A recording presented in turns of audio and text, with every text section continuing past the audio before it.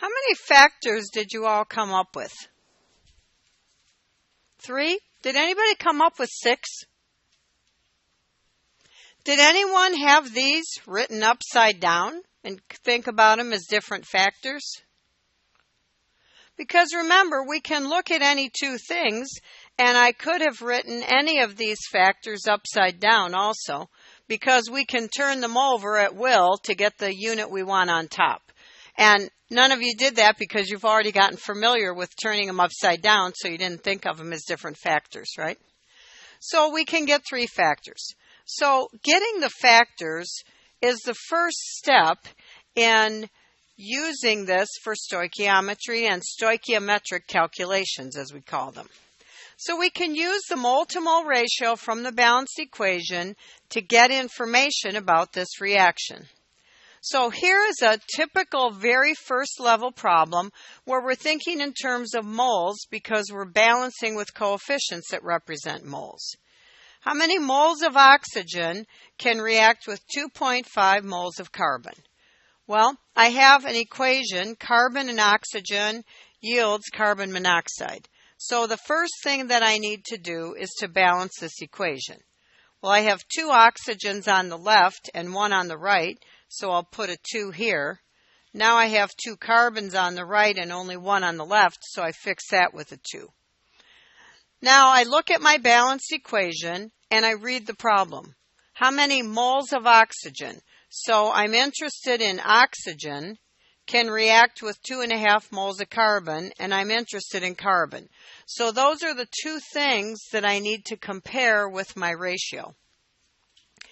I want my answer in moles of oxygen, so I'm going to put oxygen on top. So 1 mole of oxygen for every 2 moles of carbon. And again, I've been showing you all semester to start with the unit you want on the top of the fence post because that prevents you from ever turning it upside down, and then you get rid of everything else. So now I have 2.5 moles of carbon, 2.50 moles of carbon. My moles of carbon cancel, and I'm left with my answer in moles of oxygen. Now, how many significant figures can I keep here? 3. Did anybody think 1? Because it looks like I only have 1 significant figure the way these coefficients are written. But remember, the coefficients in the balanced equation are exact numbers. Exactly 2 moles of carbon reacts with exactly 1 mole of oxygen.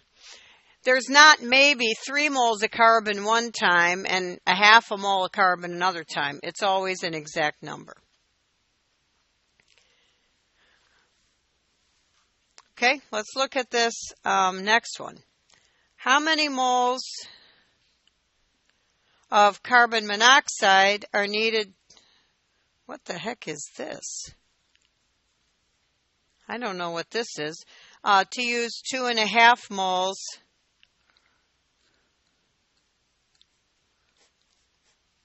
this should be oxygen,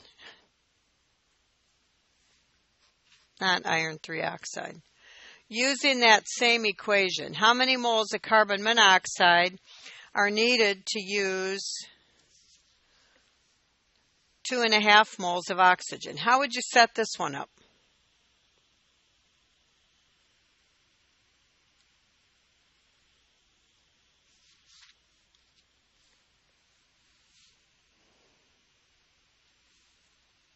You wouldn't? Okay, front table to my left. How would you start? Using the same chemistry.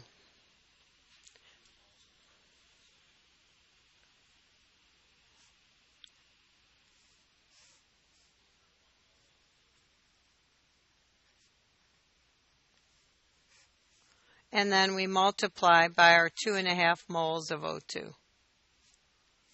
So we get 5 moles of carbon monoxide.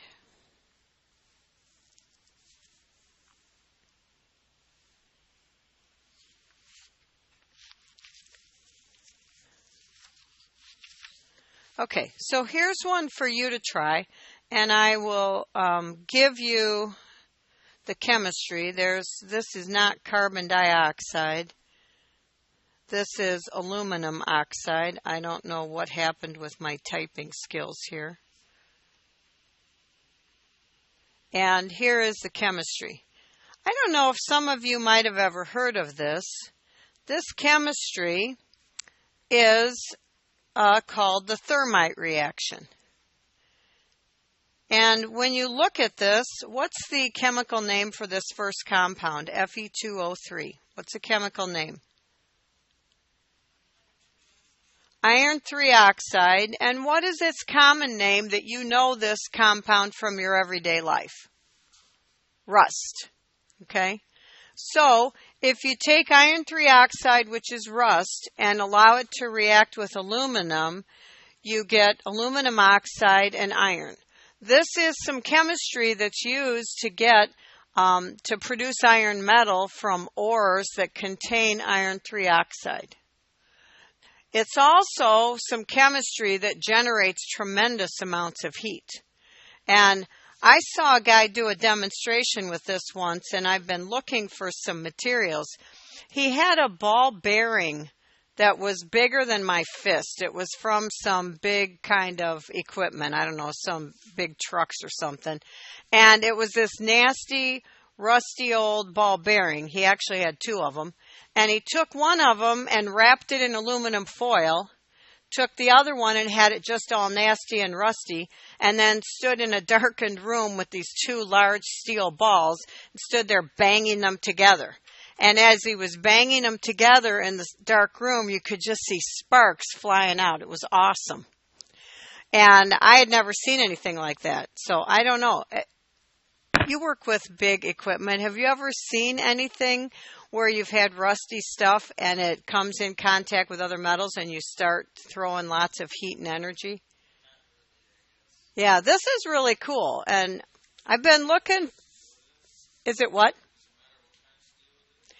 Well, I'm not that familiar with what kinds of steel, like how much iron is in steel, depending. So is that lots of iron or lots of other metals? Honestly, I don't know.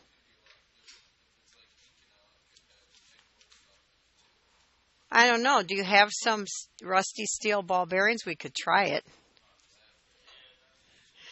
Because I tried it with some small ones, and there just wasn't enough mass there to generate the heat. But it was awesome. So go ahead and do this with your groups on the boards.